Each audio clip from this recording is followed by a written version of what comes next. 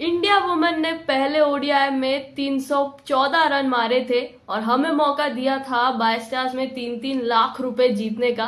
तो देखिए, और एक ओडीआई मैच होने वाला है India women versus West Indies women के बीच में।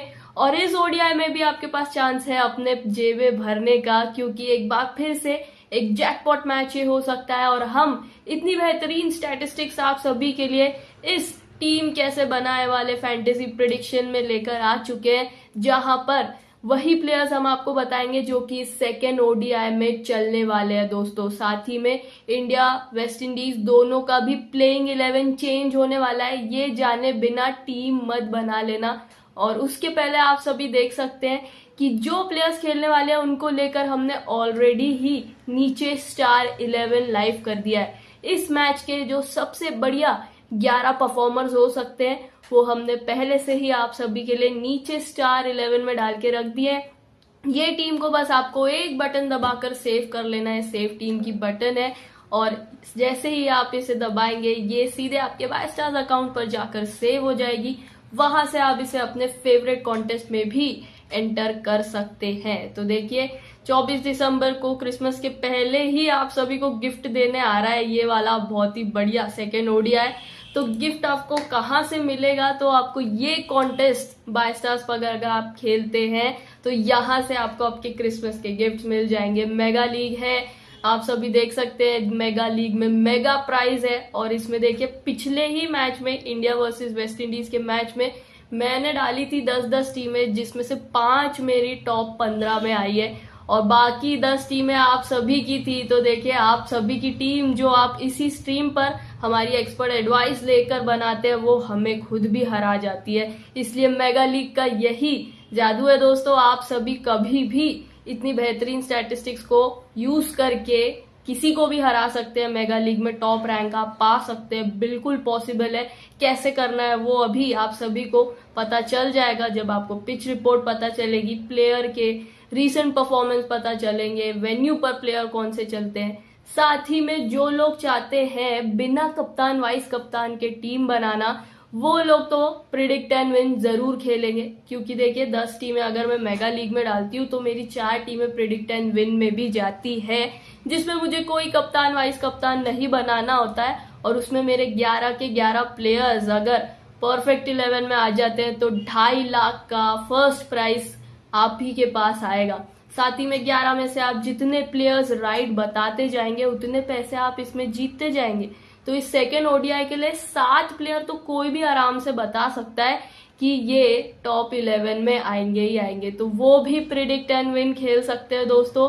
बाय स्टार्स पर आइए, मेगा लीग खेलिए, प्रिडिक्ट एंड विन खेलिए, कप्तान वाइस कप्तान बिना बनाए भी आप सभी यहाँ पर 2.5 लाख तक की धनराशि जीत सकते हैं। और वो कैसे, वो आपको पता चल जाएगा। फटाफट से ये दोनों कॉन्टेस्ट में आकर एंट्री कीजिए, रूल्स पढ़िए और कमाना शुरू कीजिए।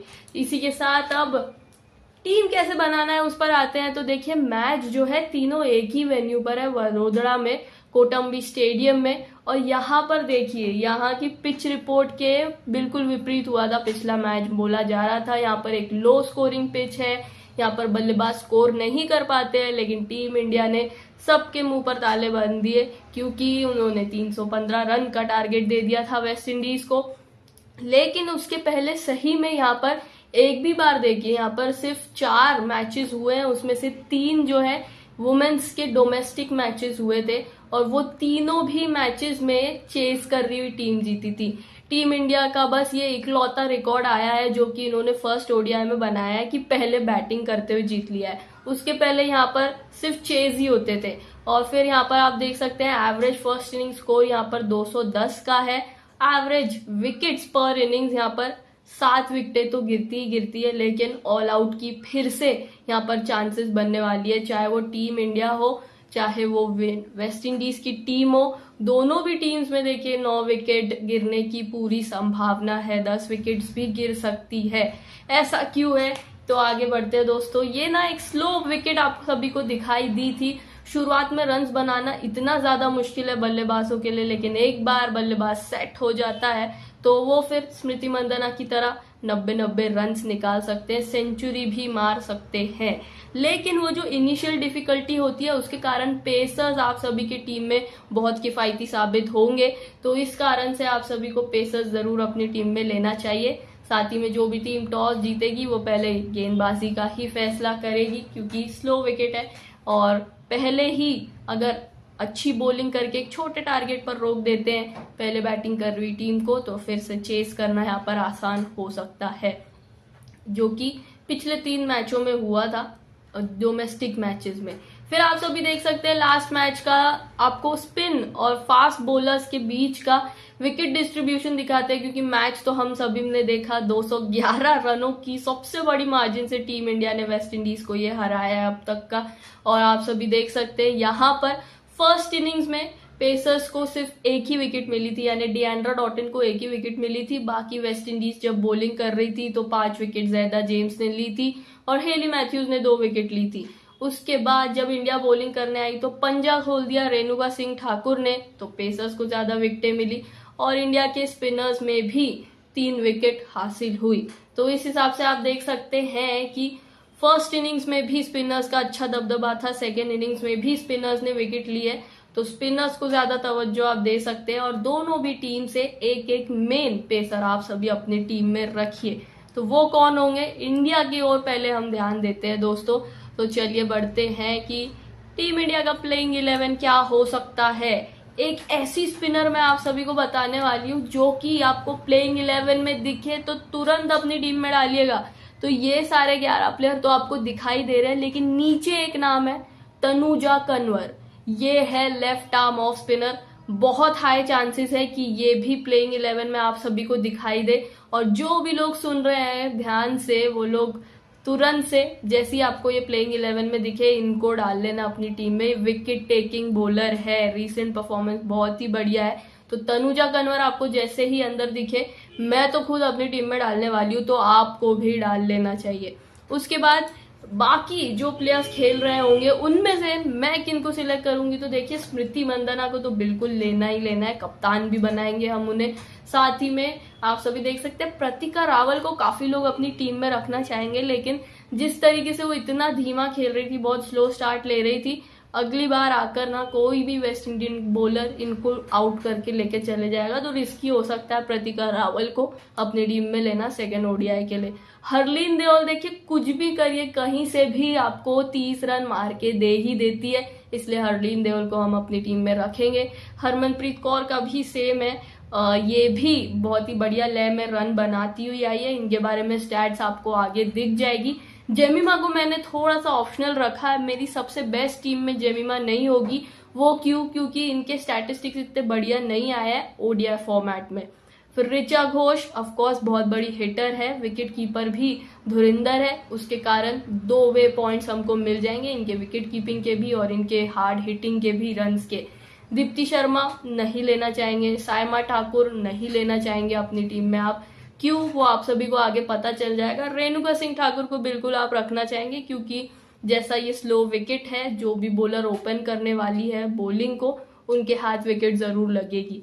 टीटस साधु का भी बहुत ही ठीक ठाक सा परफॉर्मेंस है, जिस कारण से वो एक अच्छी चॉइस नहीं है। बाकी प्रिया मिश्रा जो कि लेग स्पिनर है, ये जरूर आपको प्लेइंग 11 में दिखाई दे तो इनको ले ले, या तो तनुजा कन्वर दिखाई दे तो प्रिया मिश्रा की जगह मैं तनुजा को जरूर अंदर डालने वाली हूँ, जो कि लेफ्ट आर्म ऑफ स्पिनर है, आप सभी को मैंने बताया है। तो आप स्टैट्स की ओर आगे बढ़ते हैं दोस्तों। स्मृति मंदाना तो रेड हॉट फॉर्म में है, आप सभी देख सकते हैं 91, 105, पिछले 5 मैचों में 2 शतक है और बस फर्स्ट ओडीआई में शतक बनाते बनाते रह गई है। पर रन्स तो आ रहे हैं, स्मृति मंदाना के कप्तान की चॉइस होंगी, इसलिए इनको तो आपको अपनी टीम में लेना ही है। प्रतिका रावल के आप देख सकते हैं पास परफॉर्मेंस भी बढ़िया थे, अभी इन्होंने 40 जो रन बनाया बहुत ही खराब स्ट्राइक रेट पे बनाए थे, जिस कारण से मुझे लग रहा है कि सेकंड ओडीआई में इनकी विकेट जा सकती है। लेकिन उसके पहले डोमेस्टिक मैचेस में इनकी एक अर्धशतक है, एक 41 का स्कोर है, जिसके बल पर आप सभी किसी ना किसी टीम पे इनको ट्राई कर सकते हैं। हरलीन देओल, इनको आप जरूर टीम में रख कर देख सकते हैं, क्योंकि इनके रन्स बन रहे हैं, ये खड़े रहती है। ऑस्ट्रेलिया के अगेंस्ट भी देखिए कितनी भी मुश्किल कंडीशन हो, ये पिच पर खड़ी रहती है। कोई भी बल्लेबाज अगर पिच पर खड़े रहती है तो वो रन्स बना ही लेती है। ओडीआई का फॉर्मेट है तो 30+ रन जरूर इनके फिर से बन ही जाएंगे। जेमिमा का देखिए परफॉर्मेंस इतना खास रहा नहीं है ओडीआईज में।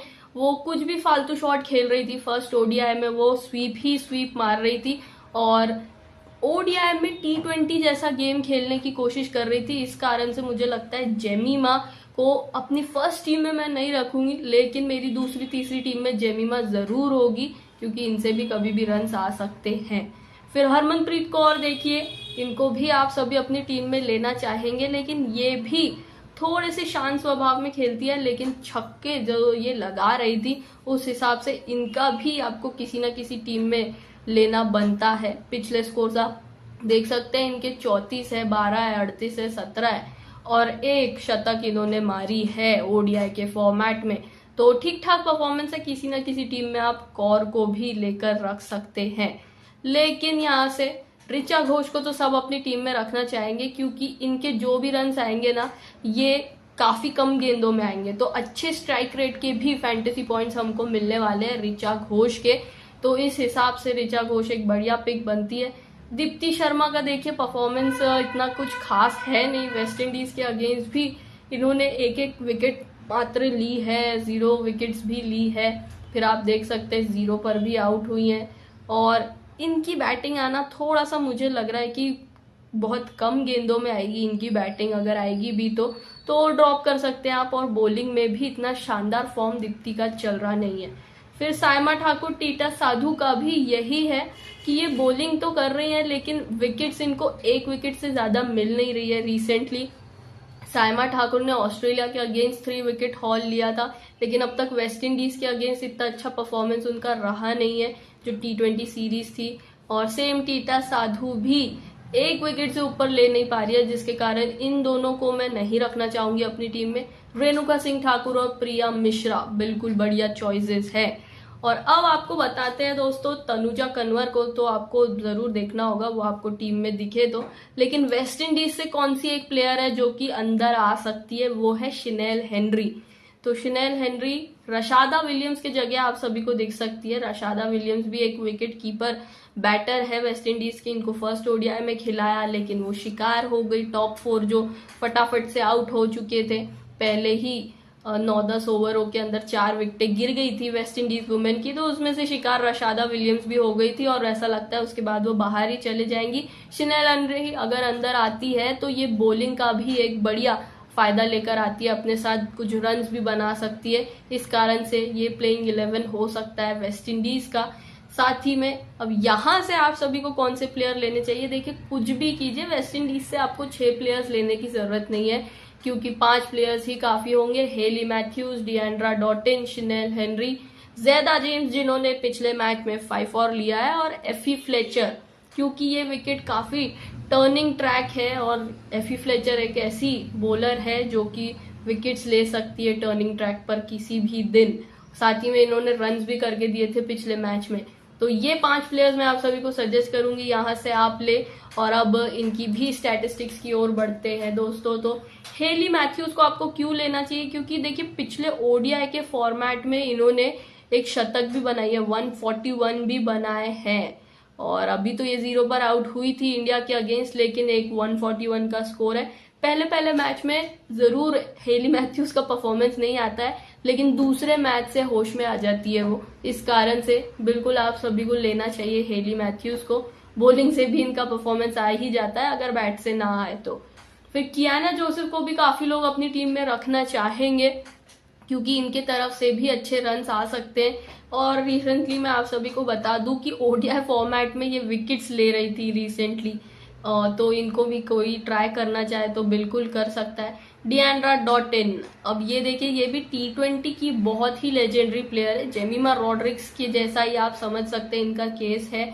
और डिएंड्रा डॉटिन को भी आप सभी लेना चाहेंगे, क्योंकि ये बॉलिंग में भी विकेट्स दिला देंगी और जब बैट इनके हाथ में आएगा तो वहां से भी आप सभी को रन्स मिल सकते हैं। फील्डिंग के भी ये बहुत ही शानदार कैचेस पकड़ सकती है, तो डिएंड्रा डॉटिन एक शानदार चॉइस है। उसके बाद शिमाइन कैम्बल जो कि इनकी विकेट कीपर है, 21 रन इन्होंने पिछले मैच में बनाए थे, जो कि टॉप 4 से तो ज्यादा ही थे, लेकिन कभी भी डाउनफॉल आ सकता है। सेम गजनबी का भी देखिए पिछले 5 मैचों से ये 10 के ऊपर रन बनाए ही नहीं है, तो बहुत ही खराब 2 पिक्स ये दोनों प्लेयर हो सकते हैं। उसके बाद आगे बढ़ते हैं अगले 6 प्लेयर्स की, तो देख सकते हैं आप ज़ेदा जेम्स, ये विकेटलेस नहीं जा रही थी, पिछले 3 ओडीआई मैचों में इनकी विकेट्स है ही, और अभी तो इन्होंने 5 विकेट हॉल भी ले लिया है फर्स्ट ओडीआई में, तो बिल्कुल आप सभी इनको लेना ही चाहेंगे। और ये लेफ्ट आर्म ऑफ स्पिनर है, तो कंटिन्यूसली टीम इंडिया के बल्लेबाजों को तंग कर सकती है। आलिया लैन, इनका परफॉर्मेंस देखिए ठीक ठाक है, और ओडीआई में इनके 14 रन है, 16 रन है, 27 है, 13 है, बाकी विकेट इनके हाथ आ नहीं रही है, जिस कारण से ये एक किफायती पिक नहीं होने वाली है। स्नेल हेनरी अगर अंदर आती है तो बिल्कुल आप सभी इनको अपनी टीम में ले सकते हैं। इनके पिछले 4 मैचों में 4 विकेटें इन्होंने ली है ओडीआई मैचेस में। फिर एफी फ्लेचर की तरफ आप देख सकते हैं, तो इन्होंने 24 रन नाबाद बनाए थे वेस्ट इंडीज की कल की चेज में, तो बैटिंग से थोड़े बहुत रन आ सकते हैं, तो यहाँ से इनको बॉलिंग का भी कॉन्फिडेंस मिल गया होगा, जिस कारण से ये जरूर विकेट्स ले सकती है सेकंड मैच में। ऐसा मुझे लग रहा है कि वेस्ट इंडीज इतना बुरे तरीके से तो बिल्कुल नहीं हारेगी, हालांकि जीत भी सकती है, उसमें बॉलर्स का अच्छा परफॉर्मेंस निकल के आ सकता है, इसलिए आपको वेस्ट इंडीज से भी शिनेल हेनरी और एफी फ्लेचर को लेना चाहिए। बाकी शेमिलिया कॉर्नेल जो इनकी एक बल्लेबाज ऑलराउंडर है वैसे तो, लेकिन ज्यादातर बॉलिंग करती हैं, बॉलिंग ऑलराउंडर कह सकते हैं आप, लेकिन इनके भी बहुत ही खराब नंबर है। पिछले 5 मैचों में सिर्फ 2 विकेट लिए, उसमें से 3 मैचों में विकेट्स ही नहीं थी, तो इस कारण से शिमला कॉर्नेल एक खराब पिक है, इनको मत लीजिएगा अपनी टीम में। तो आप सभी को मैंने बता दिया है दोनों भी टीम्स के स्टैटिस्टिक्स, तो उस हिसाब से हमारी फाइनल टीम जो बनती है दोस्तों, ये इस तरीके से बनती है। तो ये रही फाइनल टीम, यही टीम नीचे हमने लाइव कर दी है, कप्तान वाइस कप्तान भी आप देख रहे हैं, स्मृति मंदना कप्तान है, और जैसा कि मैंने आपको कहा है वेस्ट इंडीज का कमबैक आ रहा है इस सेकेंड ओडीआई में, तो जैसी कमबैक आएगा हेली मैथ्यूज कप्तान का उसमें परफॉर्मेंस आएगा ही आएगा, तो आप इनको वाइस कप्तान जरूर बनाना चाहेंगे। इनके अलावा और भी कोई प्लेयर्स अगर कप्तान वाइस कप्तान बन सकते हैं तो वो कौन हो सकते हैं, तो ये देख लीजिए आप, स्मृति मंदना के अलावा ऋचा घोष हो सकती है जो कि हाईएस्ट स्कोरर बन सकती है सेकेंड ओडीआई की, साथ ही में ज़ेदा जेम्स से एक बार फिर से उम्मीद होगी कि वो फिर से विकेट्स लेकर दिखाएं वेस्ट इंडीज के लिए। तो ये सारे प्लेयर्स हो सकते हैं जो कि आप कप्तान वाइस कप्तान में रख सकते हैं, और आप अगर कोई कप्तान वाइस कप्तान सजेस्ट करना चाहते हैं तो आप सभी कमेंट करके भी बता सकते हैं जी। और यूट्यूब से भी कमेंट आ रहा है राकेश जी का, ये कह रहे हैं कि डिएंड्रा डॉटिन को रखे क्या कप्तान, तो देखिए डिएंड्रा डॉटिन को T20 के फॉर्मेट के लिए आप कभी भी कैप्टन वाइस कप्तान बना सकते हैं। ओडीआई में देखिए फर्स्ट ओडीआई में काफी ज्यादा रन्स पड़े थे इनकी बॉलिंग पर भी, और मुझे लगता है ओडीआई टाइप की बैटिंग कर नहीं पाती है डिएंड्रा डॉटिन, T20 फॉर्मेट की कर सकती है, इसलिए टीम में जरूर आप ले सकते हैं, लेकिन कप्तान वाइस कप्तान अगर आपको रखना है तो आपकी सबसे बढ़िया टीम में नहीं, आप किसी ना किसी टीम में जरूर ट्राई कर सकते हैं। और इसके बाद अब एक्स फैक्टर प्लेयर्स की ओर बढ़ते हैं कि हमारी कैलकुलेशंस के हिसाब से अगर कोई प्लेयर्स नहीं चलते हैं हमारी फाइनल टीम में, तो ये प्लेयर्स को भी हम किसी ना किसी टीम में डालकर तैयार रखेंगे दोस्तों, क्योंकि इनके तरफ से भी शानदार परफॉर्मेंस आ सकता है किसी भी वक्त, क्योंकि इनके स्टैटिस्टिक्स में देखकर पता चलता है या तो रन ही नहीं आते हैं या तो एक मैच में अचानक से रन आ जाते हैं। तो ऐसे प्लेयर्स जो हमको दिखते हैं स्टैटिस्टिक्स में, उनकी हम ये एक्स फैक्टर की लिस्ट बनाते हैं 4 प्लेयरों की, तो वो है प्रतिका रावल, सायमा ठाकुर, शिमाइन कैम्पबेल जो कि कुछ कुछ मैचों में रन नहीं बनाएंगी लेकिन एकदम से एक मैच में रन बना लेती है 40-30, तो इस हिसाब से शिमाइन कैम्पबेल एक एक्स फैक्टर प्लेयर है। और शिनेल हेनरी जिनकी बात मैंने आपको बता दी है, ये अंदर आ सकती है सेकेंड ओडीआई में। जो लोग सुन रहे हैं उनके लिए एक सीक्रेट एक्स फैक्टर प्लेयर बता दूं, इंडिया की ऑफ स्पिनर जो है left arm off spinner Tanuja Kanwar, वो आपको अंदर दिखे तो बिल्कुल आप सीधे उनको अपनी टीम में ले सकते हैं, वो भी एक x factor spin bowler team India के लिए हो सकती है, क्योंकि टीम इंडिया अब रिस्क ले सकती है, पहला मैच बहुत बड़ी मार्जिन से भी जीत लिया है, तो बिल्कुल एक चेंज देखने को मिल सकता है। काफी लोग कह रहे हैं यूट्यूब से सिंह शेखावत जी लिख रहे हैं कि तेजल हसबनिस को क्यों नहीं खिला रहे। बिल्कुल, तेजल हसबनिस तो काफी समय से, जब न्यूजीलैंड से स्क्वाड में बैठी है, न्यूजीलैंड के अगेंस्ट उनको स्क्वाड में प्लेइंग 11 में भी खिला लिया था, लेकिन ऑस्ट्रेलिया के अगेंस्ट तेजल हसबनिस को नहीं खिलाया। वेस्ट इंडीज के अगेंस्ट भी ऐसा लगता है उसको नहीं ही खिलाएंगे, लेकिन बिल्कुल अगर प्लेइंग 11 में दिखती है तेजल हसबनिस तो वो भी एक शानदार पिक है। तो सारे क्वेश्चंस भी हमने आप सभी के लिए ले लिए, ऐसा लगता है अब और कोई क्वेश्चन आ नहीं रहे।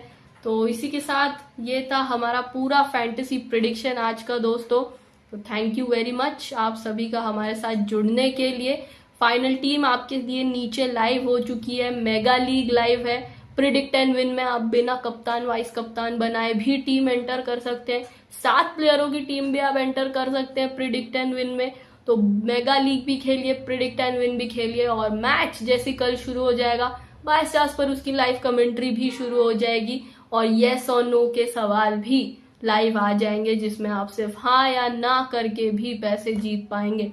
तो मैच शुरू होने के पहले तक मेगा लीग खेलिए, प्रिडिक्ट एंड विन खेलिए, स्मॉल लीग खेलिए अगर आप खेलते हैं तो, और मैच शुरू होने के बाद येस और नो वाले सवालों में हाँ या ना करके पैसे कमाइए।